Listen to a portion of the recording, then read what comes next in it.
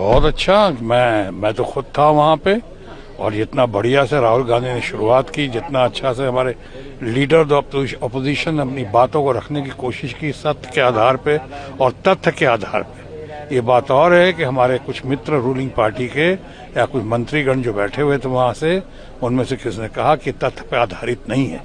अगर वाकई राहुल गांधी का फोर्सफुल स्पीच जो कि आज रूलिंग पार्टी के लोगों को इतना अनकंफर्टेबल कर रहा था, डिस्कम्फर्ट पैदा कर रहा था कि मैंने अपने पार्लियामेंट्री हिस्ट्री में इतना डिस्कम्फर्ट, इतना अनकंफर्टेबल होते हुए हमने कभी नहीं देखा रूलिंग पार्टी को, जो आज देखा मैंने।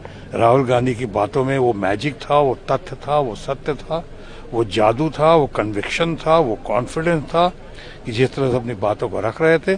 और अगर आपको वाकई लगता है कि उनकी बातों में नेशनल इंटरेस्ट नहीं था या राष्ट्र के खिलाफ कुछ बोल रहे थे, जो नहीं बोल रहे थे, वो बिल्कुल नेशनल इंटरेस्ट में बात कर रहे थे, नेशनल सिक्योरिटी का मामला बता रहे थे।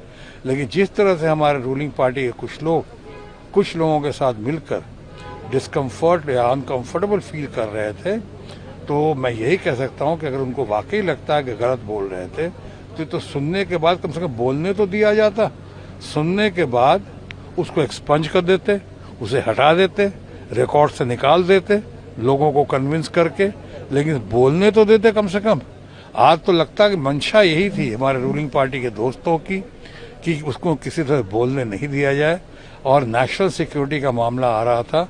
और एक चीज और देखी मैंने, जब चीन का नाम आ रहा था, चाइना का नाम आते ही ऐसा लग रहा था कि तमाम हमारे रूलिंग पार्टी के बहुत सारे लोगों को करंट लग जा रहा है। ये क्या बात है? आज नहीं बोलने, ये साफ दिखाई पड़ रहा था कि किसी मंशा के तहत रूलिंग पार्टी और रूलिंग पार्टी के लोग कुछ लोगों से मिलकर मंशा के तहत राहुल गांधी को नहीं बोलने दे रहे थे। मैं समझता हूँ ये कंटिन्यू होगा कल, और कंटिन्यू होगा तो मैं समझता हूँ कि इस बात का जोरदार असर पड़ेगा, धमाका हो।